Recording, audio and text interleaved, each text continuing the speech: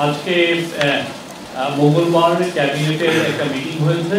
আপনারা জানেন যে আমাদের উইকলি ক্যাবিনেট মিটিং থার্সডেতে হয়, কিন্তু গত ক্যাবিনেট মিটিংটা না হওয়ার কারণে এই মিটিংটা আমরা টুইসডেতে হয়েছে।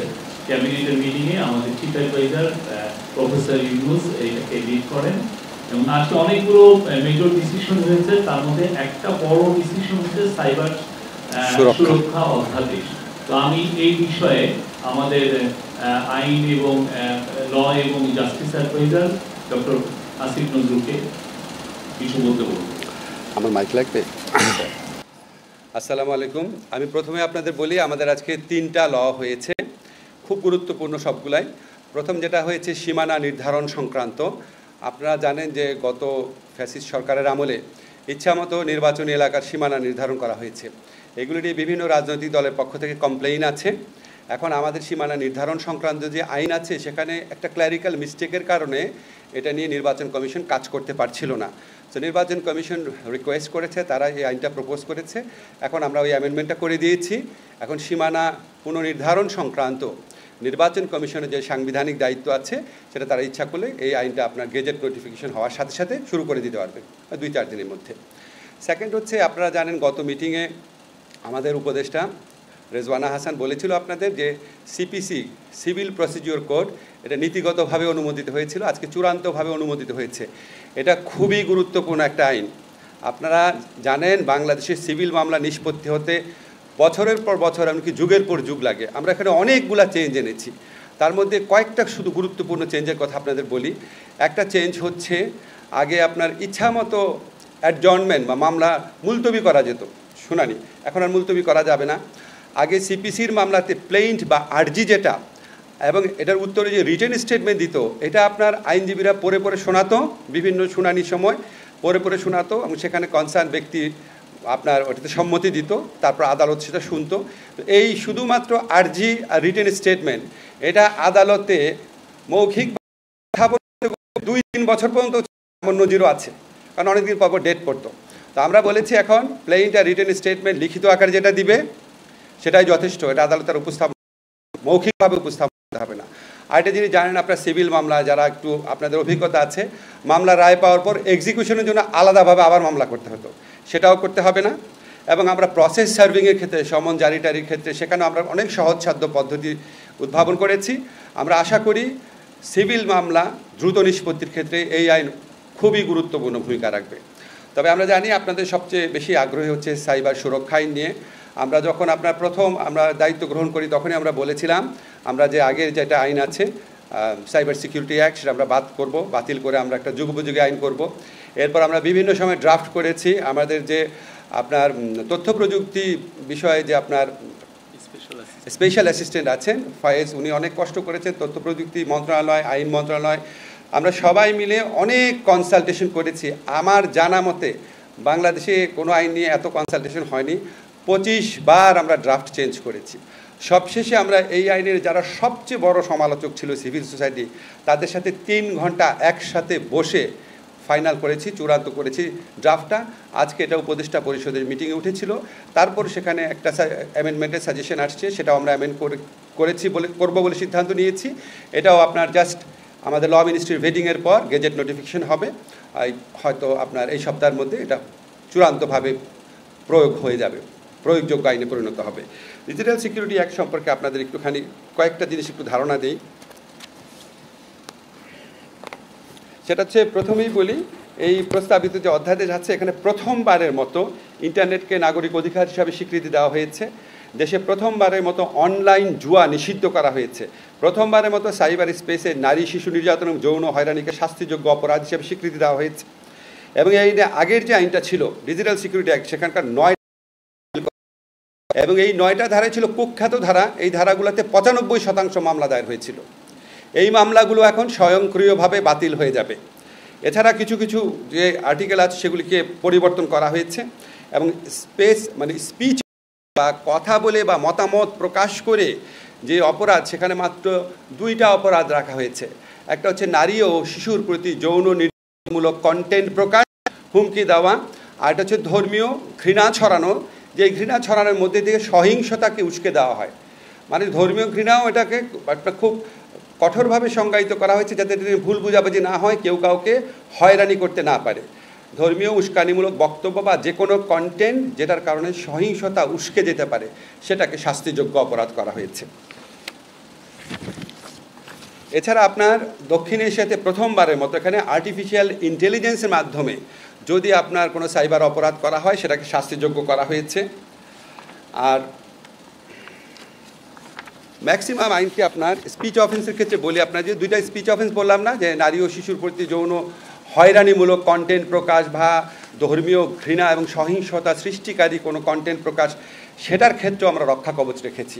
এই ধরনের মামলাও কারো বিরুদ্ধে হলে এটা আপনার আমলি আদালতে যাবে, যেই ম্যাজিস্ট্রেট এটা কগনিজেন্সে নেন সেখানে যাবে, যাওয়ার পর 24 ঘন্টার মধ্যে উনি যদি দেখেন এই মামলায় কোনো সারবত্তা নাই, তাহলে উনি ট্রায়াল স্টেজ মামলা বাতিল করে দিতে পারবেন। অর্থাৎ চার্জশিটের জন্য ওয়েট করতে হবে না। যদি দেখেন একদম সম্পূর্ণ ভুয়া মামলা, এই মামলার কোনো ভিত্তি নাই, উনি সাথে সাথে এটা বাতিল করে দেবেন, 24 ঘন্টার মধ্যে বাতিল করতে পারবেন। এছাড়া আমরা এই অপরাধগুলোকে আপনার আমলযোগ্য অপরাধ রেখেছি এবং কিছু কিছু ক্ষেত্রে আপোষযোগ্যও রেখেছি।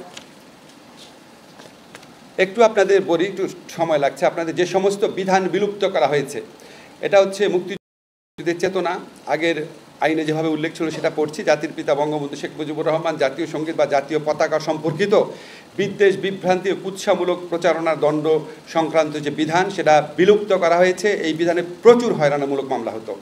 মানহানিকর তথ্য প্রকাশ, প্রচার ইত্যাদির জন্য দণ্ড প্রকাশের বিধান, যেটা এটাতে প্রচুর মামলা হতো। আপনারা জানেন, অনেক সাংবাদিকও এই মামলার ভিকটিম হয়েছেন। এই ধারা সম্পূর্ণ বাতিল করা হয়েছে।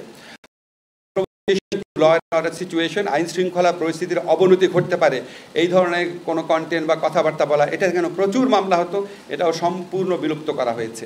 আক্রমণাত্মক, মিথ্যা বা ভীতি প্রদর্শক তথ্যবার্তা প্রকাশ ইত্যাদিকে সম্পূর্ণ বিলুপ্ত করা হয়েছে। যেগুলি বিলুপ্ত করা হয়েছে 9টা ধারার মধ্যে সবচেয়ে বেশি যেগুলিতে মামলা হতো শুধু সেগুলি আমি উল্লেখ করলাম।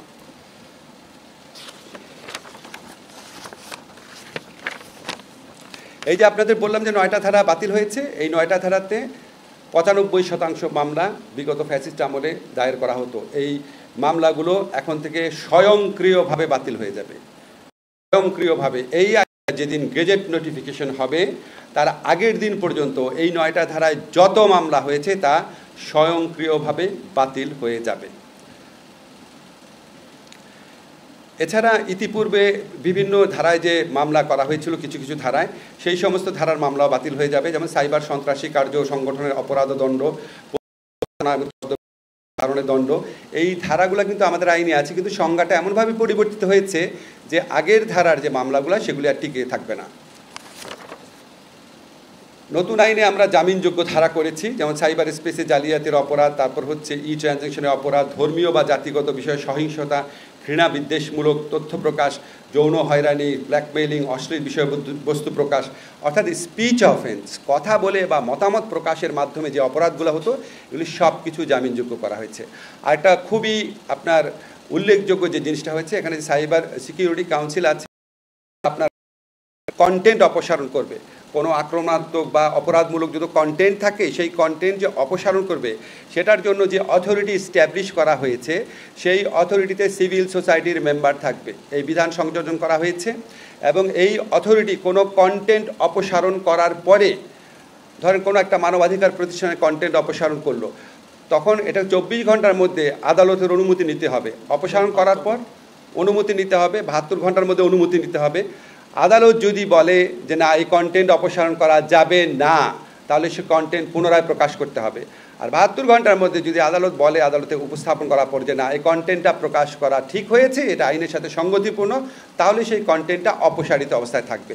অর্থাৎ আমরা অনেকগুলো রক্ষা কবচ সৃষ্টি করেছি। আরেকটা রক্ষা কবচ হচ্ছে, যেই কন্টেন্টটা অপসারণ করা হবে সেটা সম্পর্কে জনগণকে জানাতে হবে।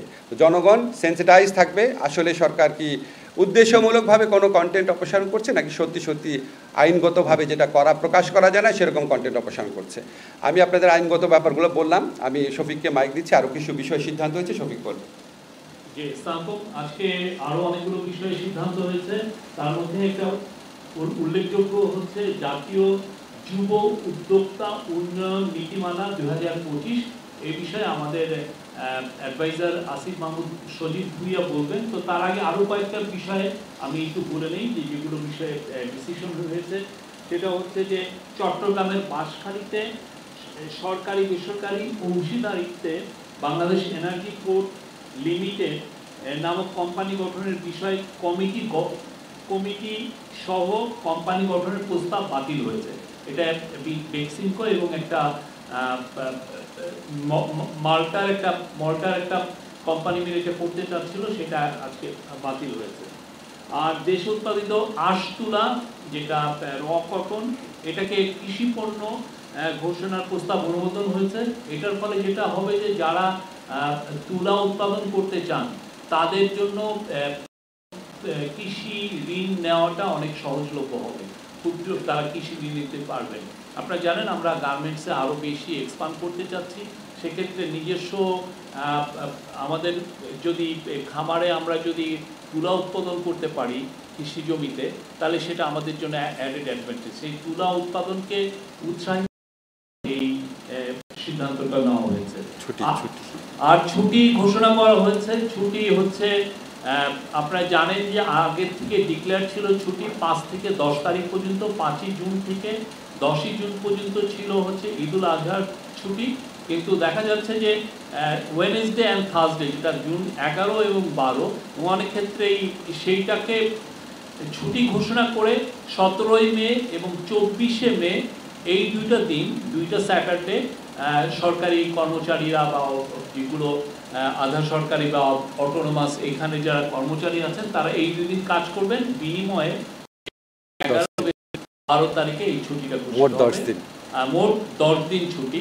যার ফলে যেটা 11-12 হওয়াতে আপনার 13-14 তারিখ উইকেন্ড, তাহলে মোট ঈদুল আজহার ছুটি হবে 10 দিন।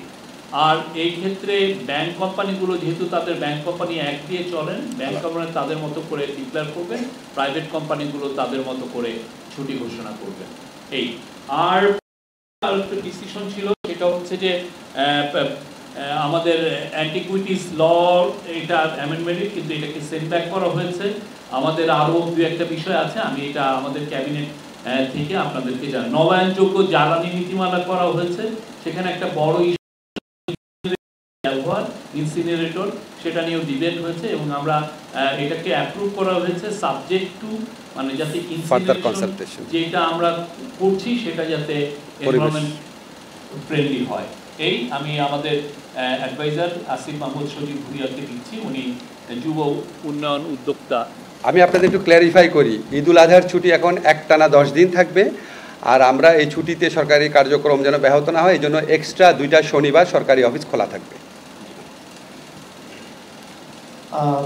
আমরা যুব ক্রীড়া মন্ত্রণালয় থেকে আজকে একটা গুরুত্বপূর্ণ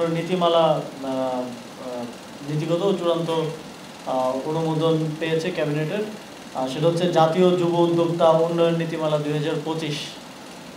আমরা বিগত সময় দেখেছি যে এন্টারপ্রেনারশিপ নিয়ে অনেক বড় বড় আসলে ঢাকঢোল পেটানো হয়েছে, কিন্তু সেভাবে স্ট্রাকচারাল সেরকম কোনো কাজ আমাদের চোখে পড়েনি। যখন আমরাও দায়িত্ব পাই তখন আমি ভেবেছিলাম যে এখানে হয়তো অনেক স্ট্রাকচারাল কাজ থাকবে যেটা আমরা হয়তো সামনে নিয়ে যেতে পারবো, কিন্তু সেরকম কিছুই পাইনি।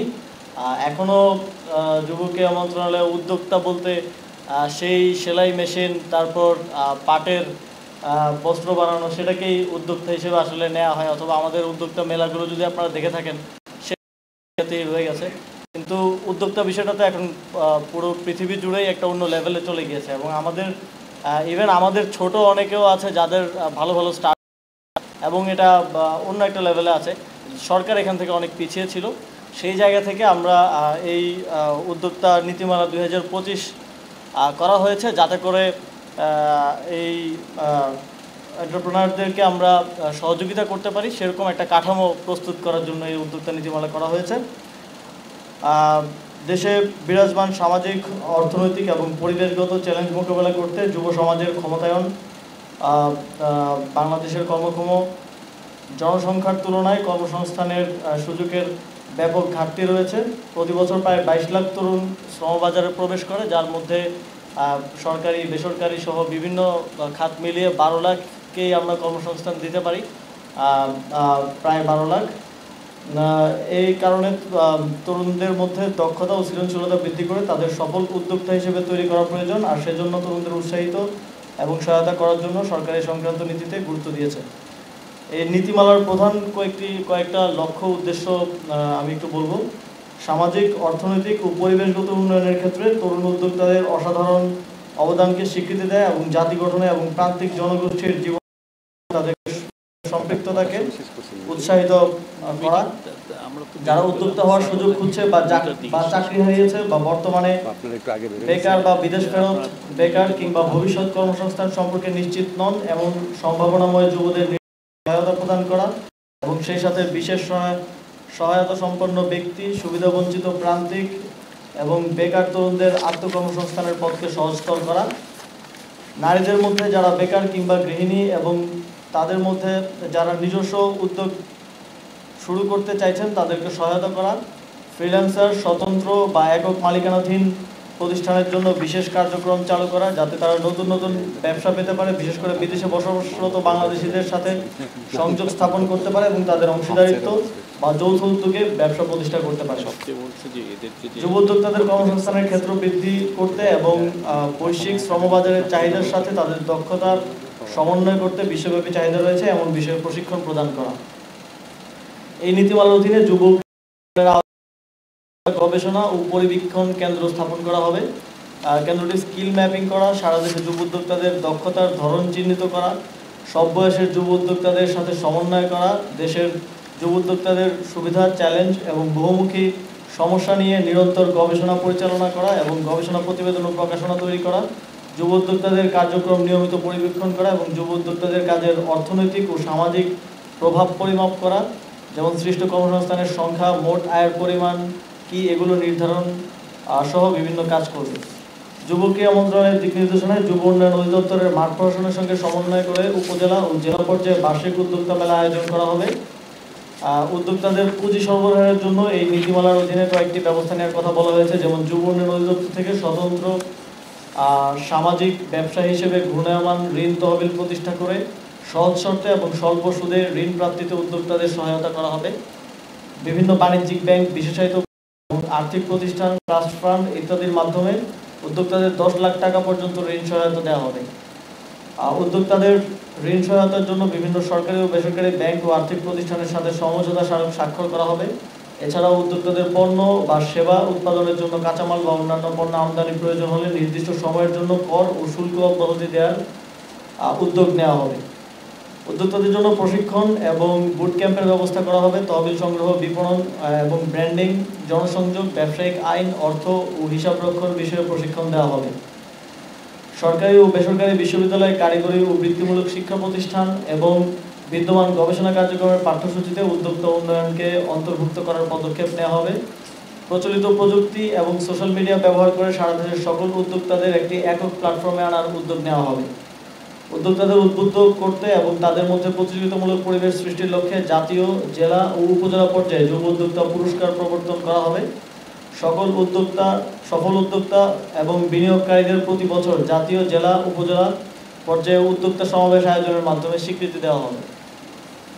এই নীতিমালা বাস্তবায়নের প্রাতিষ্ঠানিক ব্যবস্থাপনা কাঠামো তৈরি করা হয়েছে। জাতীয় পর্যায়ে এই নীতিমালা বাস্তবায়ন কার্যক্রম তদারকির জন্য যুব ক্রীড়া মন্ত্রণালয়ের উপদেষ্টা মন্ত্রী, প্রতিমন্ত্রীর সভাপতিত্বে একটি জাতীয় কাউন্সিল গঠন করা হবে এবং এই নীতিমালা বাস্তবায়নের জন্য যুব ক্রীড়া মন্ত্রণালয়ের সচিবের সভাপতিত্বে একটি স্টিয়ারিং কমিটি এবং যুব উন্নয়ন অধিদপ্তরের মহাপরিচালকের সভাপতিত্বে একটি বাস্তবায়ন কমিটি গঠন করা হবে এবং এগুলো জাতীয়, জেলা এবং উপজেলা পর্যায়ে এই কমিটিগুলো রেপ্লিকেট করা হবে।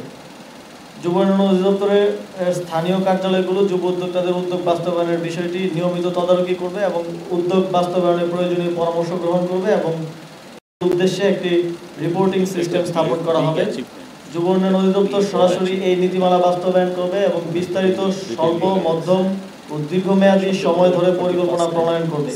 এই নীতিমালা বাস্তবায়নের জন্য যুব উন্নয়ন অধিদপ্তরকে প্রয়োজনীয় দিক নির্দেশনা দেওয়া হবে এবং পরিকল্পনা বাস্তবায়নের অগ্রগতি নিয়মিত পর্যবেক্ষণ করা হবে।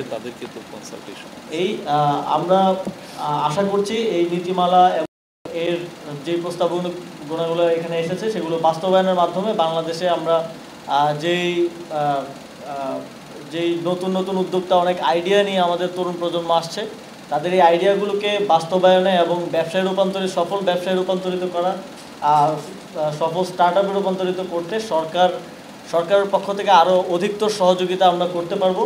এবং আমরা যদি এটার সুষ্ঠু বাস্তবায়ন নিশ্চিত করতে পারি, আশা করি আমাদের এখানে একটা স্টার্ট আপ বুম হবে। পুরো পৃথিবীতে যেটা এখন চলছে, আমাদের এখানকার তরুণরাও সেখানে অংশগ্রহণ করতে পারবে। ধন্যবাদ। আপনাদের কোনো আইন নিয়ে প্রশ্ন আছে? জাস্ট 3টা প্রশ্ন বলেন। আমার নাম মনিরুল সোহাগ, আমি ডিবিসি টেলিভিশনে কাজ করি।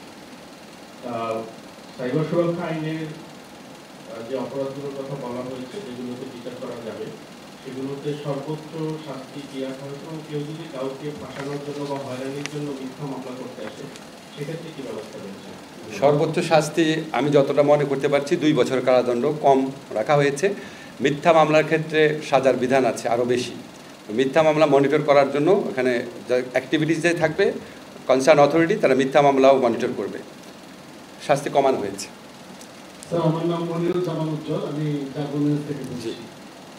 স্যার, আমার প্রশ্নটা আজকের না, আমি আপনাকে জানতে চাই যে নারী সংস্কার কমিশন যে সারা দেশে একটা প্রতিবাদের ঝড় উঠেছে, ধর্মীয় চাপের মুখে সরকার কি নারী বিষয়ক সংস্কার কমিশনের রিপোর্ট বাতিল করবে? এটা তো আজকের বিষয় না, তবু আপনাকে বলি। শুনে, নারী সংস্কার কমিশনের যে প্রস্তাব, সেটা হচ্ছে একটা কমিশনের প্রস্তাব, এটা তো সরকারের সিদ্ধান্ত না। ঠিক আছে? আমাদের যতগুলা সংস্কার কমিশন হয়েছে, সবগুলোর ব্যাপারেই কিছু না কিছু ক্ষেত্রে ভিন্নমত এসেছে। সো নারী সংস্কার কমিশনের যে প্রস্তাব, সেখানেও ভিন্নমত থাকতেই পারে। অধিকাংশ ক্ষেত্রে ভিন্নমত শালীনভাবে প্রকাশ করা হয়েছে, কিন্তু কিছু ক্ষেত্রে অত্যন্ত বিদ্বেষমূলক, আক্রমণাত্মক এবং নারী শুধু না, মানে পুরা জাতির প্রতি অবমাননাকরভাবে প্রতিক্রিয়া ব্যক্ত করা হয়েছে। আমরা এই সমাজে ভিন্নমতে চর্চা থাকবে। আমি শুধু আপনাদের এটা নিয়ে আর কিছু বলবো না, শুধু একটা কথা বলে দিই, আমাদের যে কোনো ধরনের বড় সংস্কার রাজনৈতিক ঐক্যমত্য ছাড়া বাস্তবায়ন করা হবে না। এবং আরেকটা জিনিস খেয়াল রাখবেন, এটা একটা সংস্কার কমিশনের প্রস্তাব, সরকারের সিদ্ধান্ত না। তা আমরা আশা করব ভিন্নমত এবং প্রতিক্রিয়া জ্ঞাপন করার ক্ষেত্রে সবাই যেন সহনশীলতা এবং শালীনতার পরিচয় দেয়। আসসালামু আলাইকুম, আমি আহমেদ সোহাগ। আমার প্রশ্ন হচ্ছে, যুব উন্নয়ন যে বিষয়টা নিয়ে আলোচনা হয়েছে, সেখানে হচ্ছে সার্টিফিকেটধারীরা সেক্ষেত্রে যে প্রশিক্ষণটা গ্রহণ করতে পারবে, যারা সার্টিফিকেটধারী না তারা কি এক্ষেত্রে প্রশিক্ষণ গ্রহণ করার জন্য সর্বাত্মক সুযোগ পাবে কিনা? আরেকটা বিষয় হচ্ছে, আমরা দেখেছি আগেও এই সমস্ত প্রশিক্ষণগুলো যারা গ্রহণ করতো, তারা শুধু প্রশিক্ষণের ভাতাটা পাবে যে এই উদ্দেশ্যে ওখানে অংশগ্রহণ করতো। এখন কি আসলে কার্যকরীভাবে আসলে যুবকদেরকে ট্রেন করে তাদেরকে কার্যকর করার জন্য পরবর্তী পদক্ষেপও সরকার পর্যালোচনা করবে কিনা, এবং সেগুলো সরকারের নিয়ন্ত্রণে থাকবে কিনা? আজকে যে নীতিমালাটা হয়েছে, এটা হচ্ছে উদ্যোক্তা উন্নয়ন নীতিমালা। এটা আসলে প্রশিক্ষণ, এটা শুধু উদ্যোক্তাদের সংশ্লিষ্ট প্রশিক্ষণটা এটার আন্ডারে হবে। এর বাইরে আপনি যেটা বলছেন, সেটা হচ্ছে আমাদের যুব উন্নয়ন অধিদপ্তরের যে প্রশিক্ষণগুলো হয়, অনেকে শুধু ওই যে একটা ডেলি অ্যালাউন্সের জন্য হয়তো ইয়াতে যায়। তো আমরা চেষ্টা যে আমাদের প্রশিক্ষণগুলো আধুনিকায়ন করা এবং যুগের সাথে তাল মিলিয়ে, যাতে আমি এসে এমনও প্রশিক্ষণ পেয়েছি যে স্মার্টফোন কীভাবে চালাতে হয়, এই ধরনের প্রশিক্ষণ, এগুলো তো মেক নো সেন্স। তো আমরা যুগের সাথে তাল মিলিয়ে আমাদের প্রশিক্ষণগুলোকেও আরও ডেভেলপ করার চেষ্টা করছি, কারিকুলামগুলো ডেভেলপ করছি। এবং আপনারা যারা নতুন কিছু প্রশিক্ষণ আমরা ইন্ট্রোডিউস করছি, সেলফ ডিফেন্স, তারপর হচ্ছে আর্টিফিশিয়াল ইন্টেলিজেন্স নিয়েও আমরা প্রশিক্ষণ এই জুন জুলাই থেকে হয়তো আপনারা পেয়ে যাবেন। আর্টিফিশিয়াল ইন্টেলিজেন্সের প্রশিক্ষণটা যাবে। আমরা পৃথিবীর সাথে তাল মিলিয়ে চলার জন্য আমাদের তরুণরা যাতে নিজেদেরকে তৈরি করতে পারে, ঠিক সেভাবেই সামনের প্রশিক্ষণগুলো ডিজাইন করব। এবং সেগুলো উন্নত মানের প্রশিক্ষণ হবে।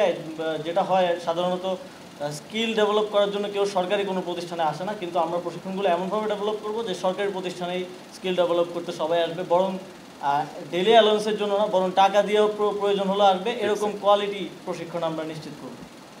থ্যাংক ইউ স্যার, আমার নাম আইনাল হোসেন, আমি আজকে পত্রিকা কাজ করি। সাইবার সিকিউরিটির যে ধারাগুলো বাতিল বা করা হলো, সেখানে মামলার সংখ্যাটা কেমন হতে পারে? ভাই, সংখ্যা বলতে পারবো না। 95% মামলা, রাফলি স্পিকিং, হ্যাঁ, 95% মামলা তদন্তাধীন যেগুলো আছে, বিচারাধীন আছে, সব বাতিল হয়ে যাবে। লাস্ট কোয়েশ্চেন এটা, হ্যাঁ বলেন। জি, আরো 2-3টা দুইটা আইন খুবই গুরুত্বপূর্ণ। যে আইনগুলো ওঠে এগুলো যেভাবে আমরা ব্রিফিং পাই, তারপরে আমরা যখন অফিসে লিখতে যাই ব্রিফিং ইনস্ট্যান্টলি অনেক কোয়েশ্চেন আমরা করতে পারি। এই কি কেসগুলো আসে সেটা দেওয়ার আমাদেরকে গুরুত্বপূর্ণ যে বিষয়গুলো বললেন একটা হলে আপনি উল্লেখ করলেন না, সেইটা একটু দেওয়া যাবে কিনা বা ওয়েবসাইটে আপলোড করা যায় কিনা, তাহলে মানে আমরা আচ্ছা আমি আপনাদের বলি, এটা তো ওয়েটিং হতে হবে, তারপরে এটা আপনার চূড়ান্তভাবে পাস হতে হবে, তারপর গেজেট নোটিফিকেশন হবে। আমরা আপনাদের শুধু উপদেষ্টা মণ্ডলীর সিদ্ধান্ত জানাচ্ছি। তবে আপনাদেরকে একটা জিনিস কনফার্ম করি, যেহেতু সাইবার সুরক্ষা অধ্যাদেশ নিয়ে অনেক মানুষের আগ্রহ আছে, এটা আপনার গেজেট নোটিফিকেশন হওয়ার পর অ্যাকচুয়ালি কোথায় কী পরিবর্তন এসছে এটা সোজা করে আমরা আইন মন্ত্রণালয়ের ওয়েবসাইটে দিয়ে দিব। ঠিক আছে?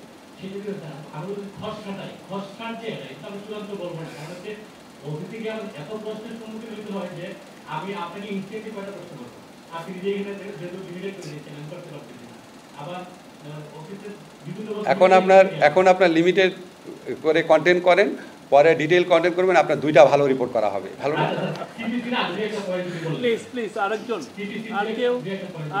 সিপিসি তো বলেছি, সিপিসি সবচেয়ে ইম্পর্টেন্ট 3টাই জিনিসই বলেছি।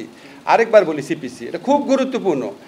সিপিসিতে আগে হতো কি প্লেইন্ট মানে আরজি, আর প্লেইন্টের উত্তর হচ্ছে রিটেন স্টেটমেন্ট। এই 2টা জিনিস লিখিতভাবে জমা দেওয়া হতো, তারপর উকিলরা ওইটা লাইন বাই লাইন পড়তেন, আর ওকে যে প্লেইন্ট লিখেছেন তাকে বলতে আপনি এটা লিখেছেন, উনি বলতে হ্যাঁ লিখেছি, আদালত এটা শুনতো। রিটেন স্টেটমেন্ট আবার এটা লিখিতভাবে পড়ে শোনাতো। এই লিখিতভাবে পড়ে শোনা, আদালতকে শোনানো, এটা করতে করতে 6টা-7টা শুনানি লাগতো। 6টা-7টা শুনানি ডেট পাইতে পাইতে এমনকি 2 বছরও লাগতো। সেই সময়টা আর লাগছে না, জাস্ট রিটেন যেটা দিচ্ছে সেটাই, এটার মৌখিকভাবে পড়ে শোনাতে হবে না। এটা খুব বড় একটা অ্যামেন্ডমেন্ট। সেকেন্ড যেটা বড় অ্যামেন্ডমেন্ট সেটা হচ্ছে আগে টাইটেল পাওয়ার জন্য একটা মামলা হতো, তারপর হচ্ছে আবার এটা এক্সিকিউশনের জন্য আবার আরেকটা মামলা হতো। অনেকে টাইটেল পেতো, এক্সিকিউশন করতে করতে আরও 5-10 বছর লেগে যেত। এখন একটা মামলাতেই সব নিষ্পত্তি হবে। আগে আপনার ইচ্ছা মতো অ্যাডজর্নমেন্ট নেওয়া যেত, 6 বার মুলতবি নেওয়া যেত, এখন সর্বোচ্চ 4 বার মুলতবির ব্যবস্থা করা হয়েছে।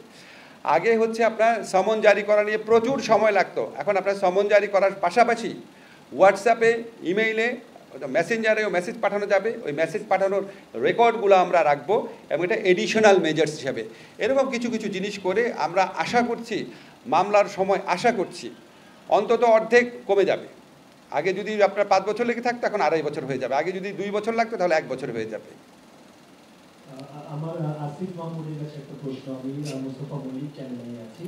সেটা হচ্ছে যে আমরা এর আগে সবসময় দেখেছি আমাদের প্রি প্রাইমারি থেকে মাস্টার্স পর্যন্ত 4,90,00,000 শিক্ষার্থী লেখাপড়া করে। আপনি যদি 6 টু মাস্টার্স ধরেন, এটা প্রায় 2.5 কোটির মতো। কিন্তু আমরা দেখি যে যুব উন্নয়নের সঙ্গে শিক্ষা মন্ত্রণালয়ের যে কার্যক্রমগুলো, এটা আসলে লিঙ্কটা নাই। দীর্ঘদিন ধরে আমরা দেখে এসেছি, আমাদের প্রস্তাবও ছিল বিভিন্ন জায়গায় যাতে এগুলো একটু ফ্লেক্সিবল করা হয়। তো নতুন যে নীতিমালাটার কথা আপনি বললেন, এখানে আসলে এই ধরনের কোনো প্রস্তাবটা পাঠিয়ে দিতে বলো। নীতিমালাটা স্পেসিফিকলি স্টার্ট আপ কেন্দ্রিক আর কি, আমাদের উদ্যোক্তা উন্নয়ন নীতিমালা বলে, নামেই বলা আছে। এটা হচ্ছে স্টার্ট আপ কেন্দ্রিক স্পেসিফিক একটা নীতিমালা। এর আগে আমাদের যুব নীতিমালা তো আছেই, সেটা অনুযায়ী হচ্ছে আমাদের ট্রেনিংগুলো হয়। 18 থেকে 35 বছর বয়সী সংজ্ঞায়িত করে এবং তাদেরকে ট্রেনিং দিয়ে থাকি। তবে এটা আপনি সত্যি বলেছেন যে আসলে আমাদের এই যে ডিপার্টমেন্টগুলোর মধ্যে লিঙ্কেজটা নাই, যে আমরা সমন্বয়টা নেই। আমরা হচ্ছে চাকরি করবে একটা, ট্রেনিং দিচ্ছে আরেকটা। ইভেন দেশের বাইরে যাওয়ার জন্য শুধু সার্টিফিকেটটা নিয়ে যায়, আসলে ট্রেনিং কোনো সে পায় না। তো আমাদের এই জায়গাগুলোতে আরও কাজ করার সুযোগ আছে এবং ইন্টার ডিপার্টমেন্ট, ইন্টার মিনিস্ট্রিয়াল আরও কোঅর্ডিনেশনটা বেটার করার সুযোগ আছে।